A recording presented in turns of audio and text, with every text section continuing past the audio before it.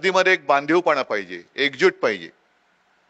आणि मग मी मुंबईकर असेल किंवा अगदी 2010 साली मला आठवतंय डेंगी आणि मलेरियाचं थैमान होतं।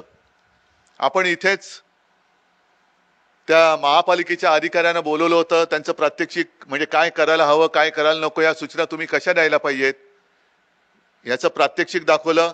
आणि मला आठवतंय ते दाखवताना मी इकडे पहिल्या रांगेत बसलो होतो, माझ्या बाजूला महापालिकेचे अधिकारी होते, मला म्हणाले उद्धवजी इकडेच खाली लॉबीमध्ये डेंगीच्या आळ्या सापडल्यात। म्हटलं आता बोंबला, आता घरी जाईपर्यंत काय हुडहुडी भरते का ह्याची वाट बघतो, पण सुदैवाने तसं झालं नाही। एकूण काय की आपण सामाजिक बांधिलकी विसरलो नाही। नुसता जल्लोष पाहिजेच, नाहीतर मग जिवंतपणा बघायचा कसा। जल्लोष तर पाहिजेच, उत्साह तर पाहिजेच, उत्सव म्हटल्यानंतर उत्साह आलाच, पण त्या उत्सवामध्ये सुद्धा आपण आपली परंपरा आणि एक संस्कार हे जपत आलो। आता विनोद तुम्ही जे काय सांग